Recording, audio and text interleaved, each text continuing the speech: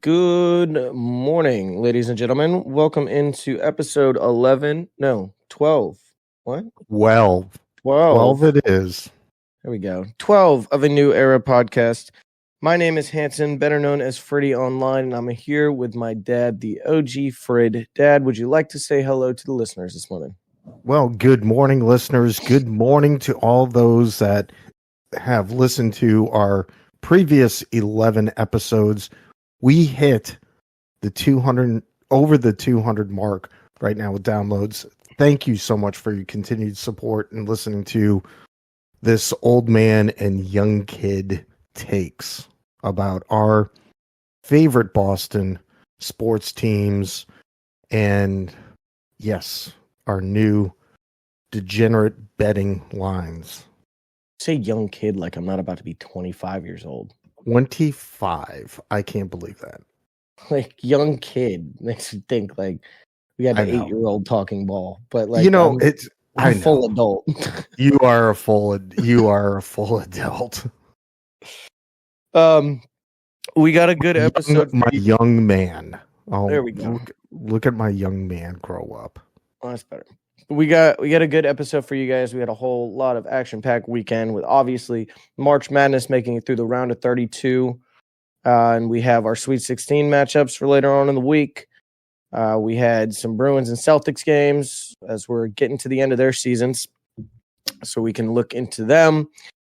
We've got opening day coming up on Thursday, so we can talk a little bit about some Red Sox at the end and, get that sport into the mix here. And then we have yet to comment on any of the Patriots free agency moves, so we've got a good summary of all of them so far, and we're going to go through how we feel about those as well. And then we'll sprinkle in a little more picks for you guys because me and the OG Frid have been hot, pretty hot. I think he's been hotter recently as of more than me. Do you want me to run down my little? Do you want me to run down my little? Do you want your record? I don't want to talk record for me. I don't mind the record. I played 25 bets a day. Yeah. But I've only had one losing day, and that was on Thursday, day one of March Madness. That day ruined me. That day killed you. But yeah. And I'm not I'm not putting the same size bets that you are. The preface this by saying this is not gambling advice. These are just fucking. This is just talk. You just don't talk. Tail us at your own fucking risk. This is just talk. And if you have a gambling problem like us, call the number. Call the number. Well, yeah, we're still looking for a sponsor. Hashtag DK. As we say the number, what are you looking to get fucking sponsored by the gambling line? I am. Yes, so far. So obviously it came here in North Carolina on the 14th. And right now I am running 73, 53, and 2. Nice. There we go. Thank you, NCAA basketball. And I know, but I was thinking about this last night after the game, and I was like, we've had a good couple days, but like, what am I going to do for the next 4? I'm just going to sit here and twiddle my fucking thumbs. Like, well, I'm not betting NIT. Well, when we talk about bets later, you'll hear that betting NIT. I'm betting NIT and women's college basketball too. So I got to stay with, because I'm not doing well in anything else.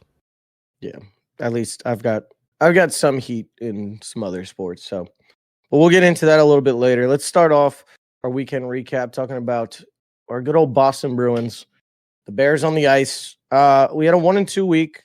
Played Senators on Tuesday at home, 6-2 win. Thursday at home against the Rangers, lost that one 5-2, and then Saturday 2-3 loss to the Flyers. A game that I really felt like we should have had. But at this point, I know we've talked about this a couple of episodes when we mentioned the Bruins, but we're kind of getting close. Yeah. And we're tied right now for the President's Cup after the loss on Saturday. 97 points with the Panthers. We play them on the 6th. We also play them tomorrow. Motherfuck. We also play them tomorrow. So big game for the Eastern Conference standings tomorrow. So we can hopefully not have this President's Cup trophy 2 years in a row. Well, it would be nice to beat the Panthers, as I always like to beat this team. We know how that ended up for us last year. Well, so hold on there. Hold on. I'm looking here. The Rangers are at 98 points. Ah, thank God. Yeah. Okay. Yeah. I was looking at just Atlantic. All right. So still, but then you got Canucks at 98, and then you have Rangers at 98. You have Canes 97, Panthers 97, Bruins 97, Avalanche 97, Stars 97, Jets 93. What the hell is going on in the NHL, man? Nobody wants it. Nobody wants it. They saw it after last year. Everybody's like trying to fucking lose these games. I've had nobody. One of my favorite, and I know we want to talk about the Bruins here, but you know when you talk about you've been hot on NCAA basketball, I've been hot on NHL. Yeah, I've loved betting NHL from the start of the season. Took a little bit of a break off. Then once it became legal here, got back on the NHL and have been pretty profitable there. One of the craziest races right now. Now, granted, yes, we've got a good one with the Panthers, but then outside of that, then you get the Maple Leafs, and like I don't think with 8 games to go or something like that, they might. I don't think they'll make a run. No, yeah, I don't think they're making a run. However, that Central Division in the West with the Avalanche, the Stars, and the Jets right now is prime hockey. Every single game, because I don't think either of them have played each other recently. Avalanche actually yesterday went down 2-0 to the Penguins. I live bet them. Came back. It was fucking 2-1 or 2-0. 2-0 or 2-1 at the end of the second. I was like, all right, well, screw it. They're not going to come back. Like, they shouldn't have given up 2 goals to this Penguins team. I took a nap and I was waiting for the Duke game. Come back to realize they threw in 2 goals in the second, 34 seconds into overtime, came back, won it 5-4. And I got the live bet. They were plus 850 money line at one point. I should have waited on it, but yeah, still hit them at minus 135. I think they came into the game like minus 205 favorites. I wasn't going to touch that. But I had it written down on my sheet. I said, if the Penguins score the first goal, live bet Avs money line. And I was in a Discord with a bunch of other people sweating it too. And then we get to the end of the third and they were like, yeah, it's cooked. It's cooked. And then the fucking Avalanche just go crazy. So they're doing that on the West. The Stars too, they won a game yesterday. Also won on the Stars money line. And then the Jets, while they are 4 behind, the team can get hot. They can have very bad games and they can give up like fucking 5 or 6 goals to teams they should not be losing to. Or they'll go out there and they'll probably, let me see, like if they play the Stars or the Avalanche, which they do on the 11th and the 13th in back-to-back games, they can put up 6 and win. That race is going to be very interesting because obviously you've got wild cards come into play and everything like that too. The Pacific Division is kind of, I'd say, almost determined at this point with the Canucks, even though they do have 2 games in hand over the Oilers. So the West is going to be a very fun race all to the end. Obviously, I think the East will be too, but I think we kind of know what's happening there, what we want to happen with, Rangers won, Panthers won in the Atlantic, and then Canes and Bruins right behind them there too. So, are you worried at all about the Flyers' loss outside of the fact that we're trying to position ourselves hopefully out of the President's Cup trophy? Keep in mind it was in Philly. It was, but a week before we beat them 6-5. Yeah. Yeah. So I'm not as I'm a little bit more concerned. I mean, I threw out we're going to get a double this year. Things, I mean, just right now it's tight. Even if we get through and get into the NHL final, I mean, my God, Canada hockey, you need somebody. And when you have the Canucks, and yes, who would have thought the Winnipeg Jets? Not me, definitely, but dude, they played well. Yeah. I'm looking at this here. So this is the current playoff bracket if the season ended today. Like we said, we would be the 1 seed. And the Panthers at the 2. It has us Bruins playing the Red Wings first round, Panthers playing the Maple Leafs, and then whoever wins those series would go on to play each other. I think this changed because the Capitals lost, and I swear I saw them up there first, like on Saturday. I would honestly much rather prefer to play the Capitals in the 7-game series. But I think the Red Wings too. I mean, we've handled them. They beat us 1 game, I think, this year. It's like also 6-5. It was a barn burner, but I think we'll still be able to handle them fine. You look at the rest of the East, you got Hurricanes against the Flyers as the Metro 2-3, and then you got Rangers Lightning as the Metro 1 wildcard 1. That Rangers Lightning, that would be a tough matchup. But I like where we're at and projected so far. We've got, like I mentioned, Panthers tomorrow. We've got the Lightning on Wednesday. So back-to-back away in Florida. And then we also play at the Capitals on Saturday. Give me a prediction for these 3 games this week. We're going 1-1-1.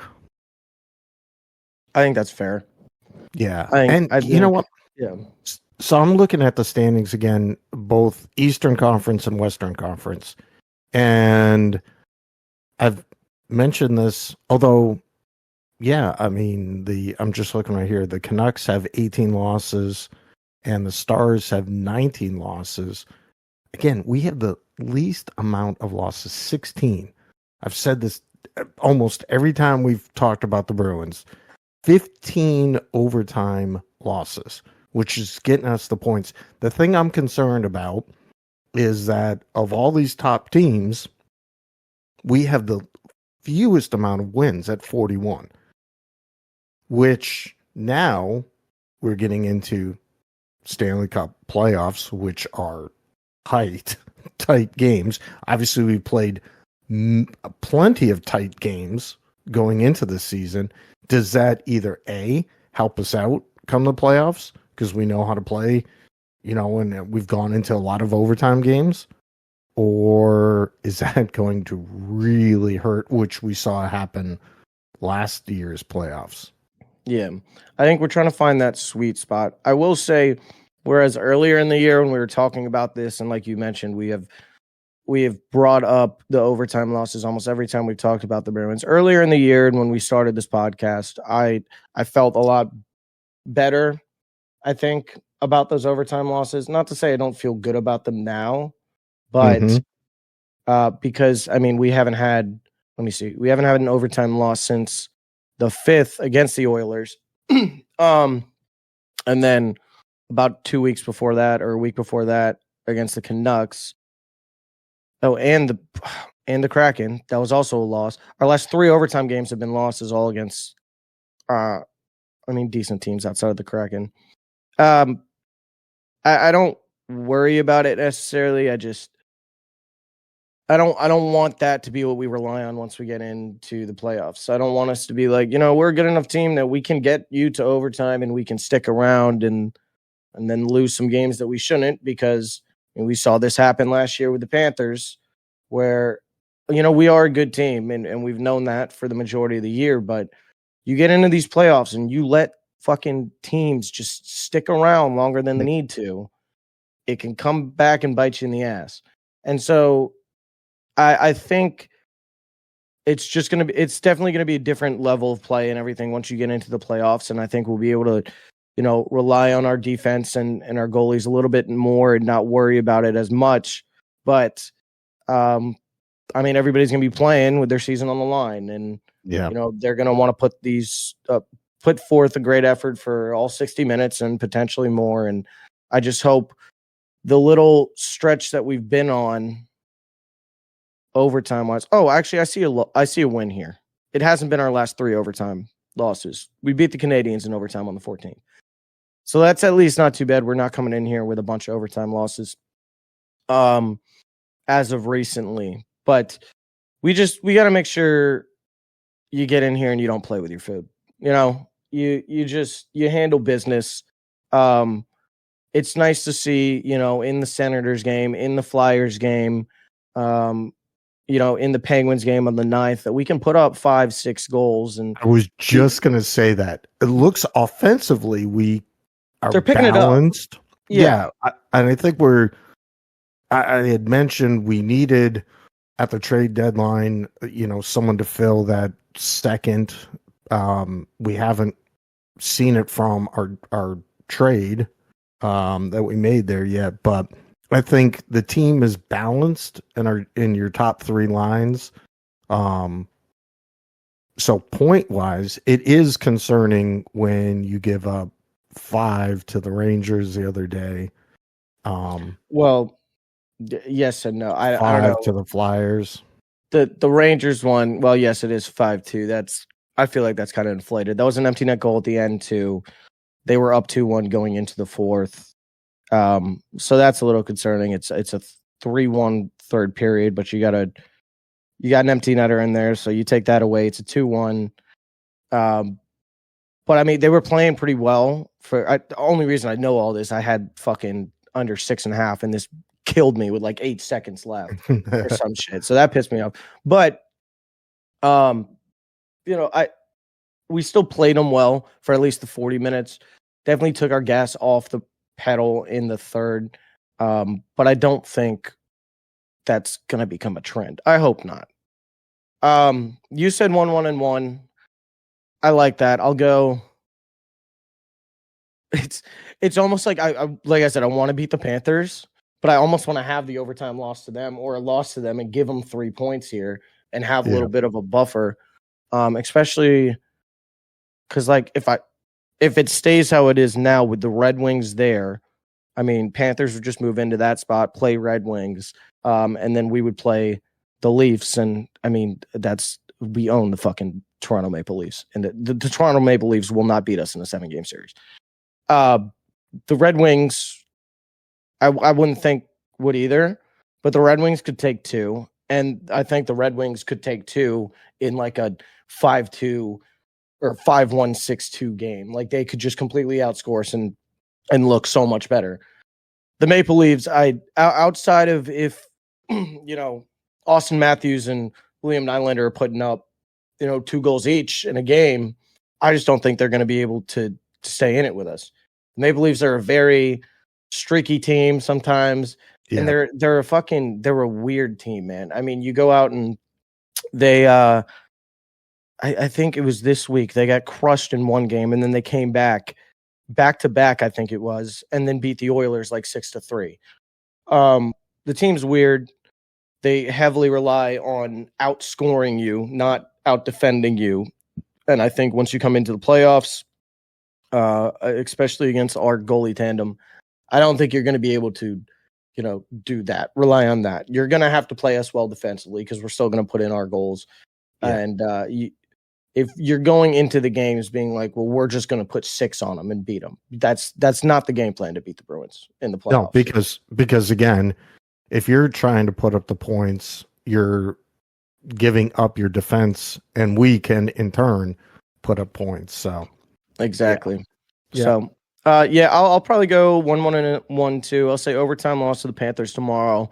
I'll go 2-0-1. No, fuck it. I'll go 1-1-1-2. I feel like we can beat the Lightning, but I'll give the Lightning the edge, beat us in regulation because of the fact that we're in Tampa on a back-to-back. And then, and then we beat the Capitals on Saturday. Yeah. All right. Well, that's enough about the Bruins. We'll see if our predictions come to fruition next week. So we'll move on to the other one, the Celtics. Fucking wagon that they are. We have won 1, 2, 3, 4, 5, 6, 7, 8, 9. 9 games straight. 9-0. 9-1 in the last 10. Yep. So let me put this out. I know I said 2-3 episodes ago, I I was the one that fucked over the Celtics and I killed our streak, and then we lose to the Cavs and the Nuggets. But then I came out and I apologized. Yes, you did. And now we've rattled off 9 straight. So, 1 + 1 might equal 2. That's all I'm saying. That's all I'm saying here. This is Hansen math. It is. It's, I point out that the Celtics are on a great run. And so naturally, we're going to lose to the Hawks tonight. And then so that's their 15th loss and the best, right? Is that then tied with the best? No, the best was, I think we're past that.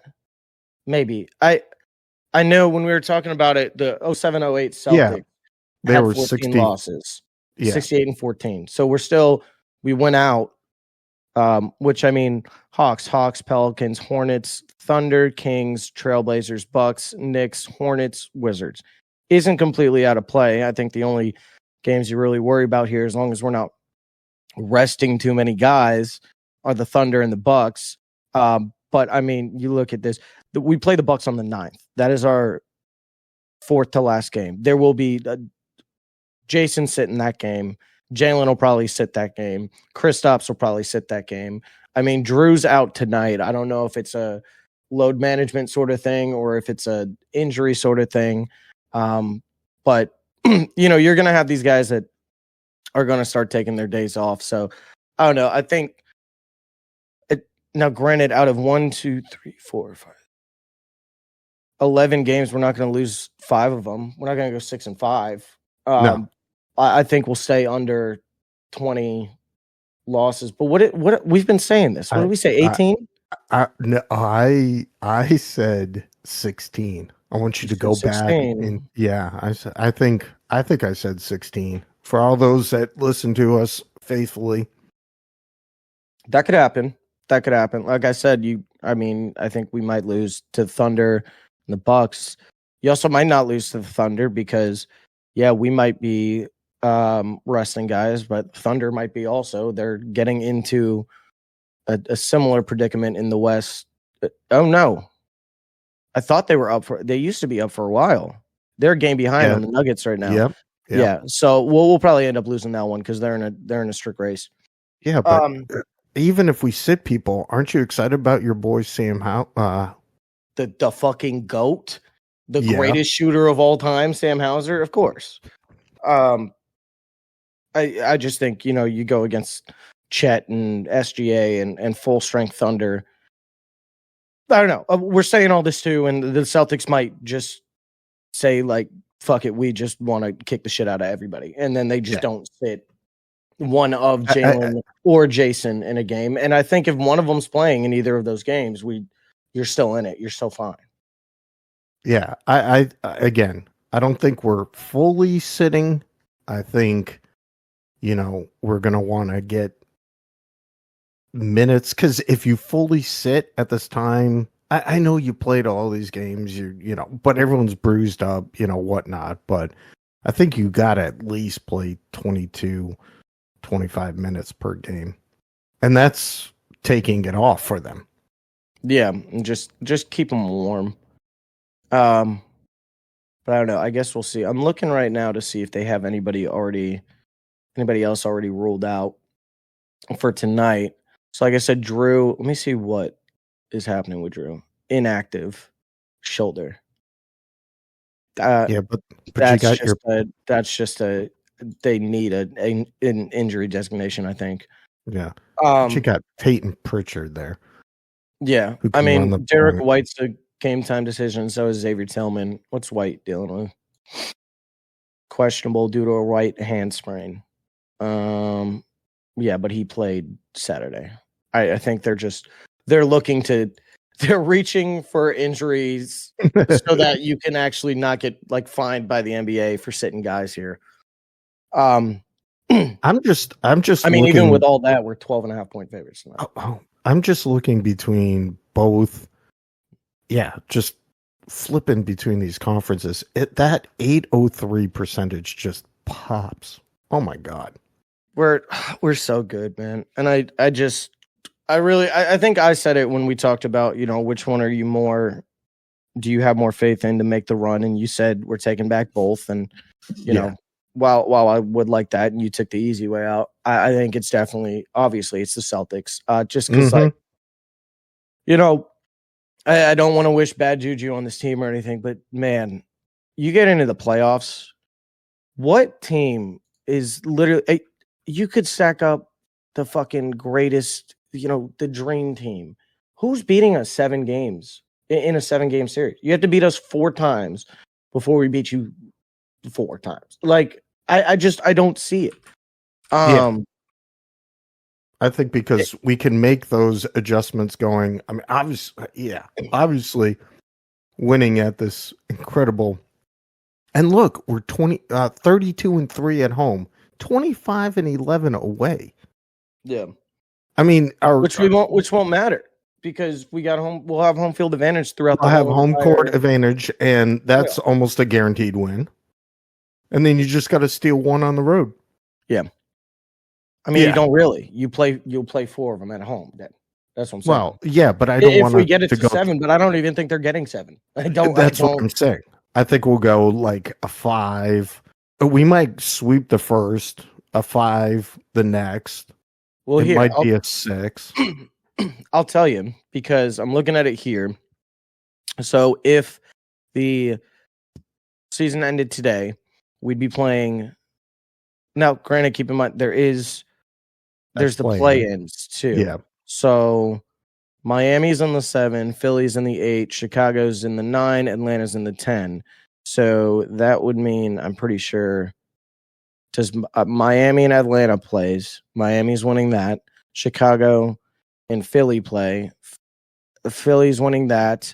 There's talk that Joel Embiid would be back for the playoffs. I don't know.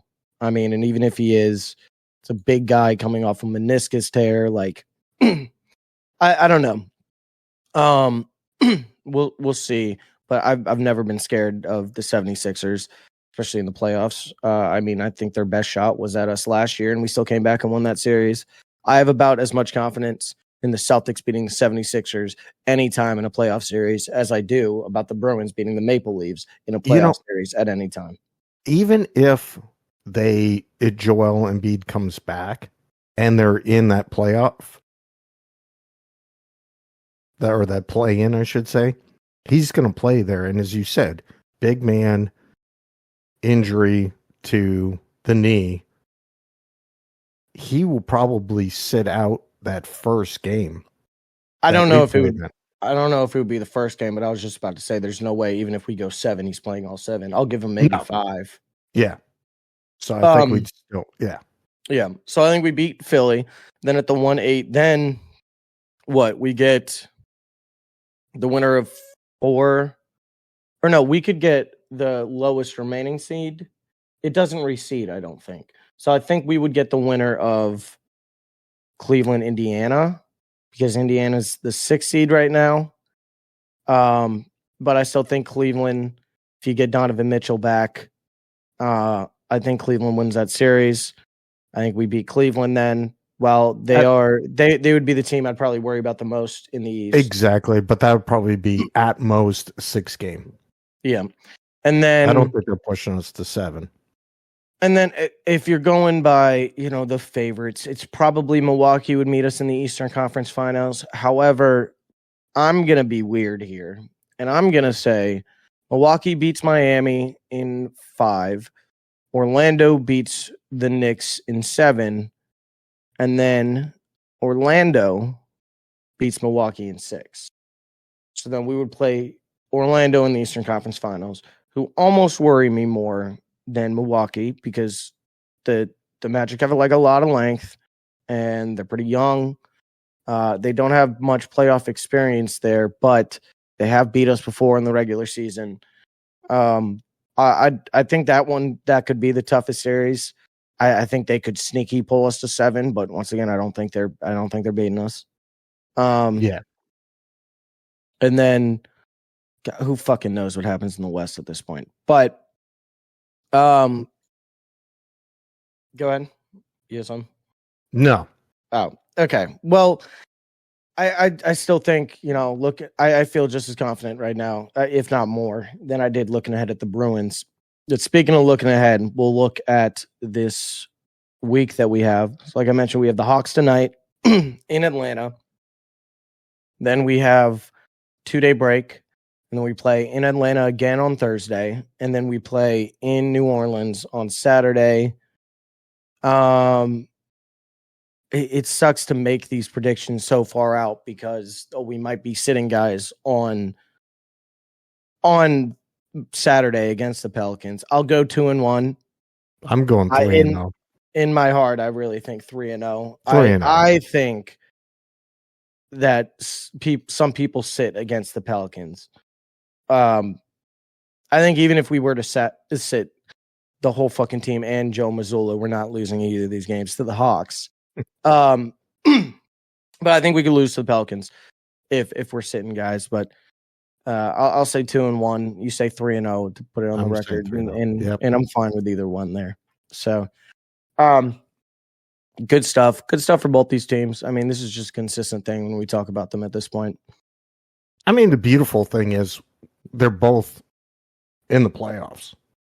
We haven't seen any playoff. I mean, because we had the Patriots, so yeah, we get playoff hockey, playoff basketball. Yeah, I'll sacrifice the Patriots every year if it means we get this level of play out of both the Bruins and the Celtics in the winter. All right, well, that's enough about the Bruins and the Celtics. Move on to our next part of the weekend recap, which is obviously the biggest part of the weekend in the sports world, the March Madness tournament. Some great games and everything. We'll go through obviously some of these Sweet 16 matchups in a little bit and make our picks there, but we'll make. I just want to go through here and look through some of these games that did occur. We'll start over on Thursday. I'm trying to look for the ones that really matter here. We had some blowouts for the ones in the 2 seeds. Even Creighton, while that was close at halftime, pulled it away. Obviously, the biggest upset of the first round, you had Jack Golke with his 10 3-pointers that ended up beating Kentucky. I know you rode Golke against the Wolfpack in the round of 32, and he took you to a nice little parlay win. Yes, he did. Yeah, Kansas beating Samford. Poor Samford got absolutely fucking robbed on a terrible call that should have been a no call, all ball to end their season. But that's what Kansas, they were lucky to get out of that, and then they got smacked by Gonzaga, which they rightfully deserved. Duquesne, 71-67 win over BYU. We saw that coming, all right? Yeah. For everybody that says the New Era podcast does not know ball, we know ball. We said Duquesne. We told y'all Duquesne all of last week. We told y'all Duquesne in the bracket. We even picked Duquesne on the spread and money line, I think, last week. So we like that and told you that one. We had another upset with NC State over Texas Tech. That team just can't be slowed down right now. And what else? You got Michigan State. That's not too big. We got the James Madison one too. We did get James Madison. I feel like everybody was on James Madison. But here, let me pull over Friday. Duke put the work to Vermont. UConn put the work to Stetson. My poor little wagon, Western Kentucky. Man, they stayed in it, and then they got outscored 51-26 in the second half. So that one hand up. I really loved the Western Kentucky plus 14.5, and they just barely didn't cover that, which was sad. But you got Yale beating Auburn, with Auburn absolutely crumbling in the last 5 minutes of that game.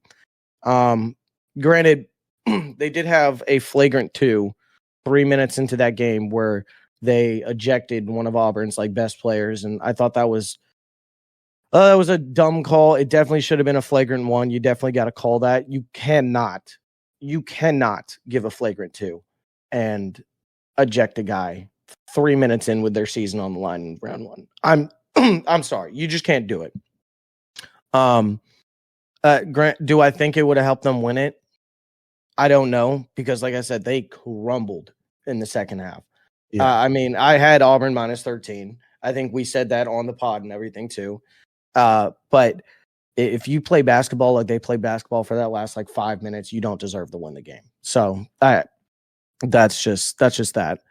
Yeah, James Madison 12-5 upset. You also got Grand Canyon with a 12-5 upset over St. Mary's. That one Did not sucks. see that one coming. Yeah, didn't either. I feel like we should have. A lot of people were on Grand Canyon, but if you've seen my personal bracket in the bracket challenge, I had St. Mary's all the way up to, I think, like the national championship. So that one definitely kicked. You've got Colorado, who we did say, yes, because we did this and we said, Colorado and Boise State. And we said if Boise State wins, we're taking Florida. If Colorado wins, we're taking Colorado. Colorado won. They put up 202 combined points in that game. It was that was a great game at the end. Colorado wins that one. You got, oh my God, Northwestern FAU, which was the first game on Friday, where both these teams were literally sleeping for the first 20 minutes, 19-20 at half. That game was terrible. And then that's about it for Friday for round one. Moving on to Saturday for the round two. Carolina handles Michigan State as they do in the tournament. Arizona over Dayton, Iowa State over Washington State. Tennessee almost let Texas get close, but they pulled out that dub. Our beautiful Duquesne got absolutely smoked by Illinois. The story ends there. Creighton and Oregon, that game in double overtime. I know a lot of people were on Oregon spread that ended up. They were covering. I saw a funny stat. I think they were covering plus 5.5 for 45 minutes of the game. So that's throughout the first overtime. And then you get into the second overtime, Creighton wins by 13. I know a lot of people were pissed about that were on Oregon. That's a bad beat. Like I mentioned already, Kansas got the shit knocked out of them by Gonzaga. Love that. And then Jack Golke's Cinderella story ends against State in the second round. And then yesterday's games. Duke assaulted James Madison. Purdue assaulted Utah State. UConn assaulted Northwestern. Houston, I don't know if you were watching. This game's probably past your bedtime when it ended. But that game was incredible last night. Yeah. I will say they tied it up. I threw a little sprinkle on the Texas A&M money line in overtime. It didn't end up hitting, but I was like, we'll try to ride this wave. Houston pulled it out, but I love that because it shows Houston can be a little vulnerable. Yeah. And I like that for Duke now. I like that a lot for Duke. They would play. This game's going to be played on Friday. They're the second game Friday night, so they'll be starting sometime around like 9:30. It shows Houston's beatable. I like that for Duke, especially the way that they played and Jared McCain played. I thought though, Dad, I thought we were going to have to come into this episode with, at some point during overtime, I was like, damn, we're really going to have to go into this episode and our champion's going to be eliminated. Like it was getting scary. Marquette beats Colorado by 4. Clemson beats Baylor. That one sucked. We had Baylor in the final 4. Yeah, we did. Fucking Clemson, man. I have bet against them both rounds so far, and it has not worked out. And I'm gonna go down with them. At this point, I'm riding fucking Arizona spread. Once they play on Thursday, this Clemson team has taken way too much of my coin, so I will keep betting on them until their season ends, or betting against them. Alabama Grand Canyon. That game was just fucking recess. For two teams that you thought could come out here and put up 100 points, this game was just terrible. And then to end off the night, San Diego State assaulted Yale. So we have 4 felony games on the slate yesterday, and then 4 pretty good ones. And now we get a break. Now we get a break till Thursday. So we kind of talked about those games and our picks. We'll go over here quickly just to look at our bracket. So we'll go through. How about this? We'll go through Sweet 16. We'll go through who we had in the Sweet 16, who's still alive. We had Connecticut over Auburn in the Sweet 16. So we lost Auburn there because, Yale. So we're missing one there. We did have Illinois and Iowa State. So that's good. We have Iowa State winning that one, but we'll talk about that in a little. We had Carolina over Mississippi State, but they're still in there. And then we had St. Mary's making it in there and beating Carolina. So we're that one there. And then, like I mentioned earlier, we had Baylor over New Mexico. Oh my God. I forgot about them, dude. New Mexico. What a fucking letdown, right? Yeah. I mean, and we should have known. I was talking to this about some of my boys that we betted on the game too. I bet on the game too. And everybody and their mothers was on New Mexico. And, looking back on it, it was so clear. It should have always been Clemson's spread. Like, there was so much money on New Mexico. And once you have that much of the public on a pick, Vegas does not want to lose like that. So we had Baylor over New Mexico, missed that one. We had Arizona over Dayton. So we're there correctly, but we had Baylor over Arizona next. In the South, we got Houston. We had JMU over Duke. I think that was more of just a emotional hedge. And then we had Kentucky over Marquette in the Elite Eight matchup. So Kentucky didn't even make it there. We had that one sucks, man. We had Kentucky over Texas Tech. We didn't get either of those two teams. So that's pretty stinky. And then you look at the Midwest. We did have Gonzaga and Purdue here. We have Gonzaga winning that game, and we did have Creighton and Tennessee here. So not bad. Not bad in the Midwest. We're still alive. We've still got 3 out of 4 Final Four teams still in there. We still have both of our championship game picks in there. But who fucking knows, man? It's March. And right now, our TB Coopers, you're winning. You're beating us. Oh, really? I didn't even look at the group. Yep, the group. Yeah. Oh, yeah. Yeah. Wow. Holy shit. Well, it's 92.7%. 470 points. Goodness gracious. Very nice. All right. Well, if anybody wants to make fun of me, go ahead. My bracket is literally named This Bracket Sucks. I think I'm going to end up going for the least amount of points.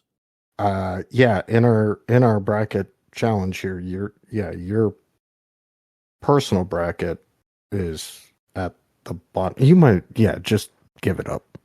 Oh, it was given up after the first game. Yeah. I had Mississippi State, and they lost, and I said, all right, well, better luck next year. I literally wrote off my bracket after the first game. In every single group that I'm in, outside of one, I am last. And the only reason is because the only one that I'm not last in, my buddy has Auburn winning it. So, yeah.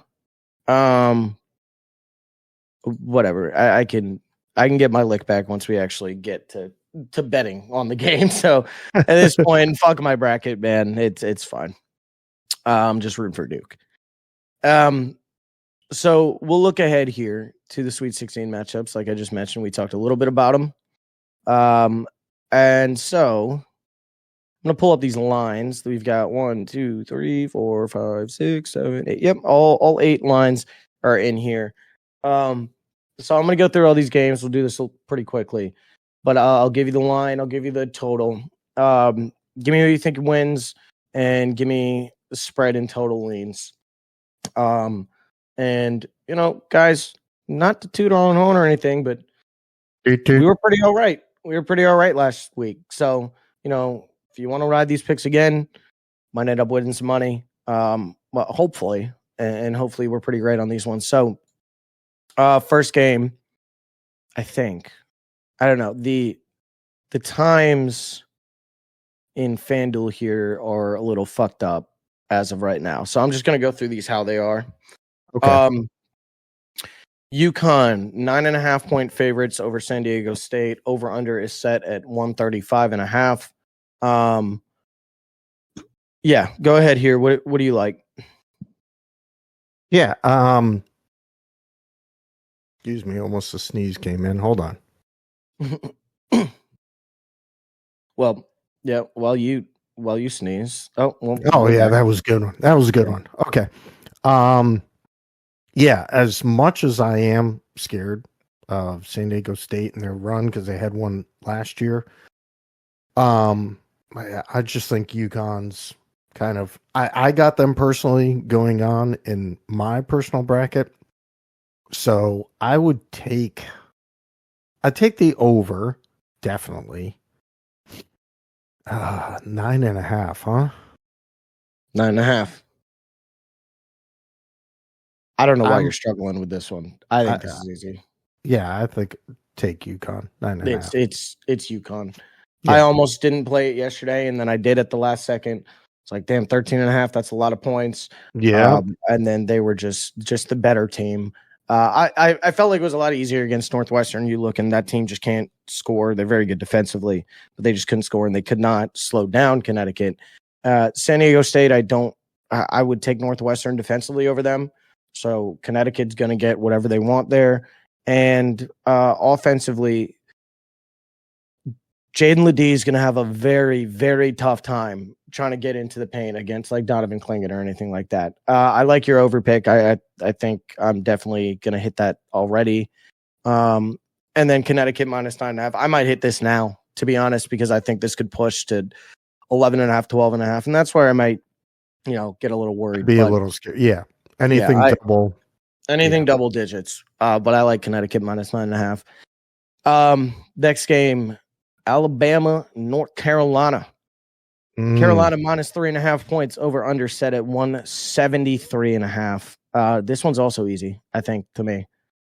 Carolina and under. Carolina and under, exactly. Moving on. Illinois, Iowa State. Iowa State minus 2.5, over under set at 145.5. I know what I like in this game. I already placed it, but I want to hear your thing.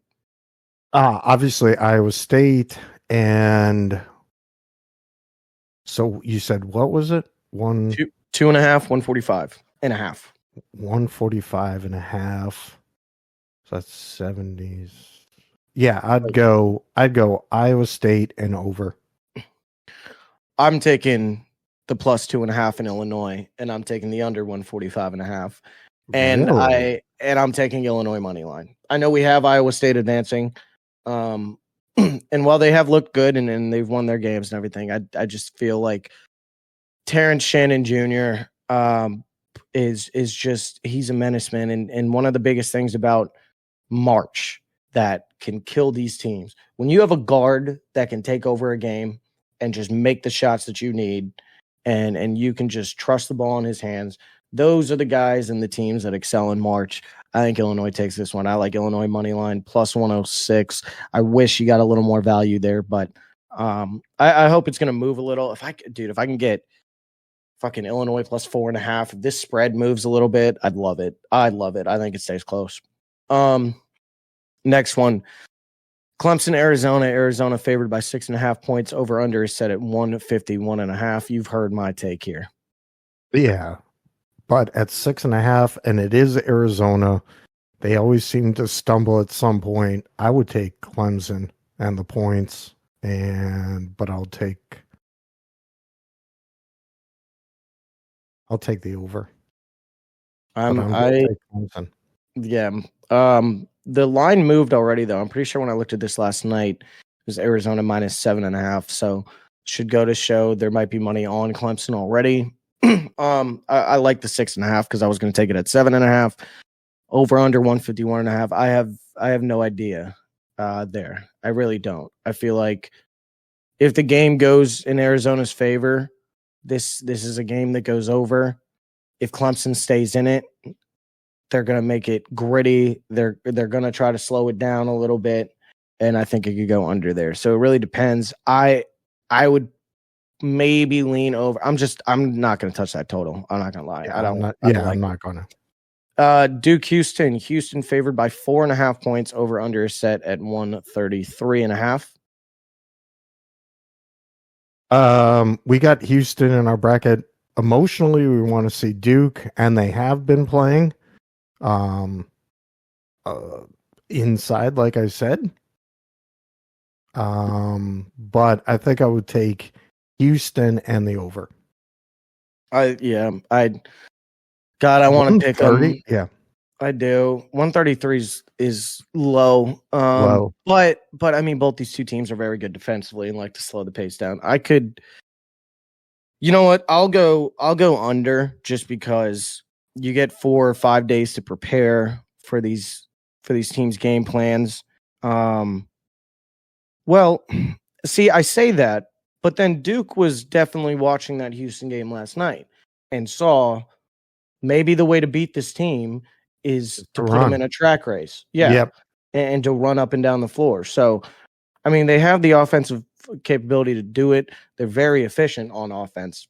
So they could. Maybe then, 133.5 could be 68, 65, 68, 64, 69, 64, I think gets you there and gets you to I think the spread. Both teams are going to play in the 70s, if not high, maybe touching 80. I think this is definitely an over. It's a track. It's going to be a track game. Okay. Well, I'd probably lean under, but I don't know. I might not touch the total there either. I might not touch anything in that game. I didn't do it for the JMU game because once we get this deep into March, I'm not betting against Duke. I'm not. I don't want to see it. I'm just gonna sit back and watch that game. I'm already gonna have enough stress in that game. I don't need to sweat out a fucking bet too. Next game, Tennessee versus Creighton. Tennessee favored by 2.5. Over under is set at 143.5. I think I know where I lean on this one already too. Creighton plus definitely. 2.5. Yep. Creighton money. I'm taking Creighton money line actually. Yeah. Straight up plus 115. And then 143.5. I think under. Over. Yeah, I think it's under just because I think Tennessee dictates the pace a little bit too much here. I think that's a little too many points. Yeah. NC State versus Marquette. Marquette is favored by 6.5. Over under is set at 150.5. Where you going? I want to see the Wolfpack end this storied little run here. But I would take State points because it's going to be close and under. Yeah, I don't know if it's. See, this is another team where it's like Clemson. I keep betting against State. I keep betting against. But they just keep sticking around. I don't know. It's like I'm worried though that I could take the 6.5. I could take State plus 6.5 just because I just don't think Marquette is good enough defensively to really to win this by 7 points. And at 150.5, I'm going under. I'm worried though it goes into overtime. I don't know about that. I don't know. I needed that Oakland overtime to get my 3-leg parlay, which just barely hit. Yeah. I don't think I'm going to bet the spread here, but I think I'm going to bet the under. Yeah. Yeah, I'd bet the under. And then probably my favorite, at least line here, Gonzaga, Purdue. Purdue is favored by 4.5. Over under is set at 153.5. I've already placed this one too. I'm taking Gonzaga plus 4.5. I've taken Gonzaga money line plus 160, and I'm taking over 153.5. Over. Yeah. I think both these teams score like 80. Okay. All right. Well, there's that. We won't really necessarily have any of our picks like up or anything to tail, but there's our initial leans. If you like some of the sides here, because of what we've said, and if lines start to move in those favors, definitely definitely take what you're feeling. It is March. Weird shit could happen, but I mean, you look at some of these seeds, and I mean, outside of Clemson and State, this is a little bit chalky. It's a little bit of a chalky Sweet 16. But all right, moving on here quickly. Do you have any picks for today? I do. I got 6 picks today. Let's hear them. And yes, the college basketball degenerate that I am, I'm going 2 in the women's. I got Notre Dame, and I got the North Carolina State money. Or I'm sorry, Notre Dame money and the State spread at -5.5 over Tennessee. Okay. I actually looked at that State one. And then I'm going, oh yes, and I also have UConn women to win. That's -20. And then then I'm going NIT. Who? I got Seattle over Evansville. I got the spread and the under. And then I also have High Point. Yes, North Carolina High Point. I got the spread over Cleveland State, 4.5, and the under at 154.5. And then yes, I'm doing a little NBA. Let's see. I got Memphis. I got the Memphis Denver under 214, and I got Denver money line. And I'm doing our Celtics. There's no way you just suggested a -1400 money line. Under. No, you said you got Denver money line. I got Denver money line. Why are you playing a -1400 favorite? We just talked about this on like Saturday. I know I want some money. What are you making? Fucking 2 cents off of? Why are we betting -1400? Okay. I got a parlay. I'm doing the I'm doing under 214 and Denver money line. All right. I got +100. Okay. Oh man. All right. Well, I know you yell at me for taking these. You don't do favorites, it. You don't do it. Fucking Auburn was -850 money line favorite against Yale, and they lost. And dudes lost a lot of money in Vegas because you don't play those money lines. No, but I got a parlay. I'm doing NBA parlays. I'm looking at it here. I haven't even really looked at this slate, and I probably will later on today. But I could probably take Celtics -12.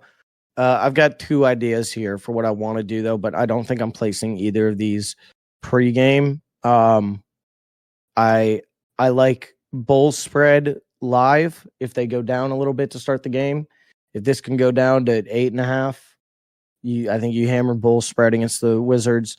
And then same thing with Celtics. I think you watch this game, you hope that the Hawks hit a couple shots to start the game.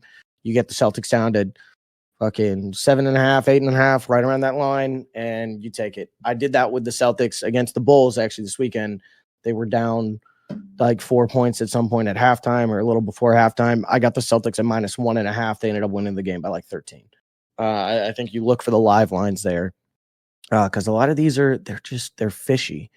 And I don't mind the under in the Pistons New York game at 209. That is pretty low, but Detroit fucking sucks, and New York has been one of, if not the best defensive efficiency team over the last like 10 games. They're locking in around this time. And then move over to some puck. Very small slate today. I wish there was a little bit more, and these are tough too. But I might play them too. Yeah, you know what? Fuck it. I'll play both of these. I like Blues money line. They're underdogs against the Knights today, but they are at home. I like the value at +125 on the money line, and the Blues they're making a run here at the end, and I think they can take this one. That's gonna be a good game though. And then an hour later at 9:10 Eastern, you get the Kings visiting the Canucks. Same thing. I'm going Kings money line. I'm taking the underdog even in Vancouver. And then I could see myself going on the over 5.5 here. I know the Kings are a pretty good defensive team, but the Canucks could put up 6 themselves if they're on fire. So I like over 5.5 there. What I'll probably end up doing is, because this has become my favorite way to bet NHL, I'll parlay some of these together. I'll go no goal in the first 5 minutes for the Kings Canucks game, and I'll go over 4.5. Pair those together, you'll probably get plus odds. Actually, I can look at it here. No goal, first 5, no, and then what did I say? Over 4.5. Get you to minus 102. Almost even. Yeah, I like that. I'll be playing that, and then I don't have a lean for this for the total in the Vegas Blues game. So that's picks for today. Hey, can we do another weekend recap? We already did a weekend recap. Well, I know, but we didn't talk about the Valspar. Who gave a shit about the Valspar Championship this weekend? I was watching it. Why were you watching? It's March Madness. I was flipping in between. Oh my God. Go on. Go. Another come from behind win. We had Peter Malinetta winning it. Mackenzie Hughes had the lead, and he let it slip away. Another PGA come from behind. That's all I have. And that'll wrap it up for golf coverage. Yeah, whatever. I honestly forgot that they. It was unreal. Let's see. I think it was like the leaders were on 12 or 13, and it was so tight. There was so many guys at -8. I think the leader was Mackenzie Hughes. He was -10, and he dropped to -9, and everybody on the leaderboard was -8. Xander Schauffele, who I saw in the morning, he had one of the early tee times, was -2, and he put up a -8, a 65. And I'm like sitting there going, oh my God, that guy, I mean, he started at 9 o'clock in the morning, and he could be in a playoff at this point. I really thought he was going to. But yeah, it was, but another come from behind. Gotcha. Yeah, I don't golf coverage. I don't even know what they're doing there. Or did they take a week off before the Masters? No, they play next week. What are they playing? Do you know what it is? I'd be down in Florida. All right. Well, whatever it is.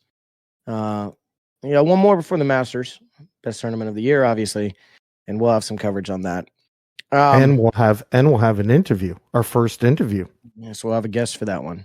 So exciting stuff coming up. All right. Well, moving on here, just so we can try to stay under this time limit. I've got some signings from the Patriots. We obviously free agency's been going on for 3 weeks now. 2 weeks. 2 weeks. It started the same day that North Carolina betting did. So, free agency has been around for 2 weeks, and we've got some Patriots signings that we've yet to talk about. That I'm going to go through these. This is giving us grades as is, but I'm going to go through all these signings, and I want you to give me a grade A through F on the fit and how you like the re-signing or the new signing. And yeah, sound good? Sounds good. All right. A familiar face, Jacoby Brissett, 1 year, $8 million deal. I'm gonna give that a C. Obviously he doesn't know. Obviously we have a new system coming in, so it's not the same old. But Jacoby's good for 3 or 4 games during the course of the year. Hopefully, obviously he's going to be the one to mentor whoever we have come in, which I would have to probably lean based on his skill set, Jaden Daniels. Yeah, I think that's the idea is with this signing. I think it was a little bit of a sneak peek that if Jaden's there at 3, we're taking him. But then you've also got familiarity with Alex Van Pelt, the new OC, because they were in Cleveland together. I like Jacoby as a backup. You said C. This article has it as C+, so you kind of nailed it on the dot there. Next one, Mike Owenu. Bringing Re-signing. him back. This was a big signing by Elliott Wolf. 3 years, $57 million contract. How do you like this one? Need that continuity on our offensive line. I'm going to say they're going to say this was a B+ signing. And nailed it. It is a B+ signing, and I like this one a lot. I wouldn't even go so far as to say this is like an A-. I think re-signing Owenu was a top priority on this offseason for us. Next one, Anfernee Jennings. He was reported base value 3 years, $12 million, max value of 3 years for $24 million. How do you feel? The kid has been a decent plug and play. Can play the edge. I think they've also tried to have him covering. Decent and special teams. So he's a great special teams player. Yeah, great. Yeah. So I'm gonna say they're gonna say this is a B. Are you looking at the fucking article? No, I have no idea where it is. I call bullshit. It's a B. There we go. There we go. Josh Uchi Etch. I can never remember how to say his name. O'Shea, maybe. Yeah. O'Shea, whatever. O'Shea. He got re-signed, 1 year deal, max value of $8 million. Now I heard that he could have signed elsewhere for more money, so you wonder what Gerard Mayo has in line for him. Maybe he was excited about that and going to show off and either A, turn it into more money with us or outside. I'm going to say they're going to say this was because, again, he could have gotten more money outside. I'm going to say this was a B as well. This was a B- to them. I almost said B-. Yeah, I wish this, if it wasn't more than a 1 year deal, I'd probably go so far as to say this was a B+. I think Mayo's idea here is, re-signing Anfernee and Uche and keeping them both on the edge there. For potentially, on a 1 year, you see how Uche goes. And then you maybe re-sign into a longer one because then next year, Matthew G. John's going to be like 32. Yeah. And I think, is this his last year? He was on a 4 year. This might be his last year of his deal. So this might be a more youth movement move.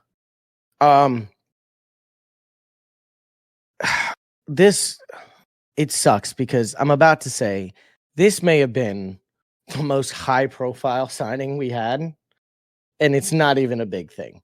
KJ Osborne, wide receiver. I don't have contract details here. We were hoping for like a top receiver. I'm not hoping for a KJ Osborne. Like I still hope we make a move for maybe like a T Higgins or something like that. But as we stand right now, how you feel about Osborne? I'm not overly excited. Obviously, wish would have had a better name. He did up and down. You saw him in our dynasty and sleeper #sleeper. We're looking for a sponsor. I'm gonna say they're gonna say this was a C+. You're definitely looking at this article. I am not looking at the article. I call bullshit. I can't believe it. Yeah, C+. Another wide receiver, Kendrick Bourne, 3 year, $33 million, base value 19.5. I would say again, he had this weird love with Mac Jones. The guys, fit really well. If Mac was still here, I think it would have been rated higher. But I'm going to say this again is C+. They have it as a B-, but why would you? I still love this regardless of Mac or not. I love Kendrick Bourne. I have Kendrick Bourne. I have him at like an A minus. I think he fits. I love this signing. Now, 3-year, $33 million, $11 million a year is kind of a lot. So that actually that might pull me down. I'll go B plus. It's giving me big fucking Juju Smith-Schuster energy, where it's like you give this contract to a guy, and it could just fall flat on his face, and we could be losing a lot of money there. But I think the talent is going to stay even after the ACL tear. I like Kendrick. Last receiver signing, Jalen Reagor, special teams guy for us. 1-year deal, just over $1 million. How do you feel? C minus. They have it at a C. I think this should be a C minus or D plus. I mean, Jalen Reagor isn't good. He's going to be on special teams and potentially return for us every now and again. But like, I don't know. I mean, for just over $1 million, I guess it's not bad. Very low risk. He could very well just be cut by the end of summer. I don't really care too much about that. We'll go two tight ends here: Austin Hooper and Hunter Henry. Hunter Henry, 3-year, $30 million re-signing. Austin Hooper, 1-year max value of $4.25 million.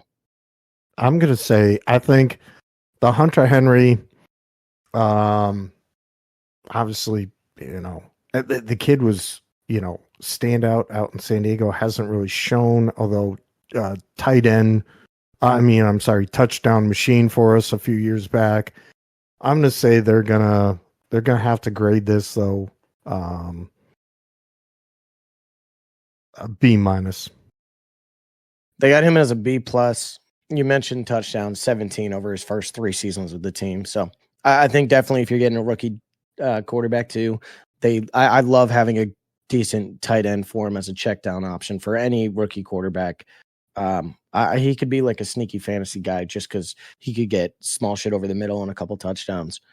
Austin Hooper, they have as a C grade. This doesn't. I would have move the needle this for me. higher. Really? I've always liked Austin Hooper. I think for that amount, 1 year, you said $4.25 million as a max value. I think, and he's already been in Alex's offense before. I think that was almost a steal for that low amount of money. I think Austin. I would have given Austin at least a B. Yeah, I don't know. I mean, you like Austin Hooper more than I do. And then I'm not going to go through all the rest of these guys. Last one I want to touch on though is Antonio Gibson. I know I said KJ Osborne might be our most high profile signing. I think this one definitely is. I love this one. They have it as a B. I think I would have gone into the A minus. Easily A minus. Yeah. Could be an A. I think Antonio Gibson complements Ramondre Stevenson so well. I think he could be very good. You talk about a real true pass down catching back. I mean, when was the last time we had one like that? James White, Shane Vereen, and look what they did for us. They were great. Kenneth Falk. Yeah. Yeah. Yeah, no, I love hopefully it makes enough sense like in Gerard Mayo's game plan now that we're still going to rely on a pass catching back like we have previously when he was a player. If he uses them well, I think Antonio Gibson could be really good, sneaky good. All right, well and then we got some other guys, but I don't care to get to these guys because Duggar coming back. Duggar is coming back. They don't have that on this list, but Duggar's an A plus. We don't have to talk about Duggar. We love Duggar. That was great. Love Duggar. All right, and I think you've got our last segment here, just talking about the Red Sox a little bit before we wrap it up. So I'll give you the reins.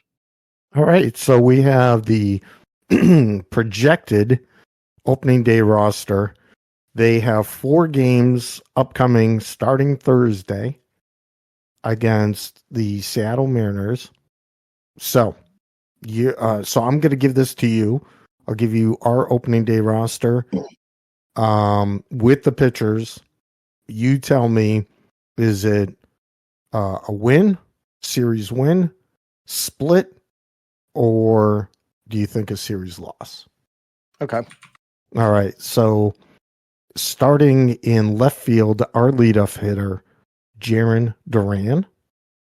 Next, we're going Rafael Devers at third. Wait, you skipped two. No, You Rafael said is. Devers at third, and you said I'm Duran at sorry, leadoff. third base, playing third base. Oh, okay. So Devers is in the second? is in the second. Yep. Lefty. Trevor Story will be batting third, and at shortstop, your cleanup hitter is Tristan Cassis, first baseman. Motzi is going to be your full-time DH. I am predicting throughout the year he'll be batting fifth. Next is Tyler O'Neill in right field, and we have the kid Sedena Rafaela, center fielder, batting seventh. Right now, because Grissom is injured with a little groin, and he will be out until we're looking at April. We have Emmanuel Valdez playing second base. Connor Wong, who I love Connor Wong, is your starting catcher, batting ninth. And we have Brian Bello taking the hill in first game. We've talked about the fact that the Red Sox are dumpster fire through 12 episodes so far this podcast, and this is the first time I think I actually feel good about them. Not great, good. This opening day roster and lineup doesn't sound as bad on paper as I thought it was going to. Devers at 2 is interesting. I thought Devers might be in the 3 spot, but I like him at 2 because he's going to have a great year. And as long as Duran can get on base, that could be a nasty one too. Yeah. Trevor Story at 3. I think he might be the most influential person in that lineup at that spot outside of Emmanuel Valdez. Trevor Story's been very good in spring training. He's looking like the Trevor Story that we wanted once, we signed him, hitting 364, 2 home runs, 11 ribbies, 5 for 16, and 3 stolen bases. So Trevor Story can be the Trevor Story that he was in Colorado. I think that's very good, and I think he has a breakout year here. I love Cassis. Well, I think we know that. Connor Wong's cool, and even if it's not, I like Reese McGuire there, so I know he's there too. And then, yeah, Emmanuel Valdez until Grissom comes back. I think that's the spot that I worry about the most. I feel like Valdez is just going to be in there more so to really help defensively. I don't think we're going to get much from him on the offensive end, but I'm already looking ahead until when Grissom comes back. But to take all that into account, with Bello on the mound on Thursday, I say we win Thursday. Okay. And then we have Nick Pivetta. We'll lose with Pivetta, 1-1. Cutter Crawford. We'll lose with Cutter, 1-2. And then either Garrett Whitlock or Tanner. It looks like Garrett Whitlock gets number 4. Good. I was going to say we win a game with Whitlock. I think we lose it with Houck. So I think we go 2-2. Okay. Split the series. Does that sounds fair? That sounds fair. I could see a sneaky 3-1. It just depends. It really depends on Cutter, I think. I mean, he hasn't been terrible in spring training. You look at Pivetta and he has not really been good. So that's why I think we lose that. Cutter's been all right. He could be on, and we could take that one. You could go 3-1. It's just going to depend on if Cutter has a game or if Cutter has a game, So I don't know. I'll still go 2-2, but I mean, if he has like a big strikeout game and keeps them to 2 or 3 runs, I think we could do offensively. I think we could outscore him. Our bullpen's gonna be in for a fucking day. I'll tell you that much. Yeah, I'll go 2-2. I think realistically, we want 2-2. Because if we go 3-1 and open it off, that just might be. If we go 3-1, I'm putting a future bet on the Red Sox to win the World Series. Because we go 3-1, we're the best fucking team in the league. Then you go to Oakland for 3. Yeah, and that's a sweep. I don't even care who's playing. We might go 1-3 against Seattle. We will sweep Oakland. Yeah, there are levels to this shit, and we are a bad team, but Oakland is so bad. Yeah. So if we go 3-1 within 3 against Oakland, that could be going 6-1, and then we're just going. All right, slow down. I'm getting too excited. That's what I'm saying. We get too excited. What are we doing? We're just setting ourselves up for fucking failure. Everyone would all of a sudden go, who are the Celtics and the Bruins? What? We got the Red Sox. Everybody in Boston's going to be like, shut the fuck up. It's baseball season. I know. All right, let's pump the brakes. We're not going 6-1. God damn it. How did this happen? And then it's the Angels. God, we're not losing a game. We're not losing a game. We're going to go 10-0. And then opening day, April 9th, in Fenway against the O's. Yeah, and then we get swept that series. And then we come back down to earth. Yeah. We come back to earth. The Orioles beat us like 17-4 every fucking game. Oh, that's where the Red Sox are. Okay. Oh, okay. Yeah. All the dumpster fire's back. All right. Well, it'll be a nice week and a half, I guess, of Red Sox baseball. And then we'll turn the key on the season. Unfortunately, they won't be getting much coverage from us because we got too much. We got national championship. We got Masters. We got Stanley Cup playoffs. We got NBA playoffs coming. We got, Red Sox. You'll have your turn. Maybe you can impress us if they get good. They're going to force us to talk about it. I think that's what they want to do. So they hear us. They know they're listening. We've been talking shit, and then that's why they've been great in spring training. And all right, well, Red Sox, Mr. Cora, if you want us to talk about you before May 1st, or halfway through May, let's get going to start this year. Let's start. Hashtag a new era podcast. Dad, do you have anything to say here before we get out of here? No, I think again, said it at the beginning. Thank you guys for continuing to listen to us. Our crazy little takes here. Loved my week. Betting wise, thank you, North Carolina, for allowing that. I think I'm about to hopefully leave. No, I will never leave my job. But it would be good if I could start betting and then we do this. Yeah, it's been a fun weekend. Fun weekend, a lot of good sports, and we're looking forward to another good week of sports ahead.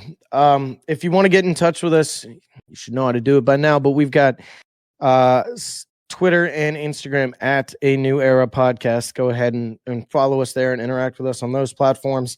Email-wise, if you want to send us anything, anewerapodcast@gmail.com. And that's it. That's all the rest I have for you guys. So thank you guys for tuning in to episode 12 of A New Era Podcast. Good luck this week. Good luck with your bets. Hope they hit. May all your bets hit. Let's bring good juju to that. Oh, good juju. I like that. Good juju to the bets. And that'll be it from us. So we will catch you guys next week. Love you, son. Love you too, Dad.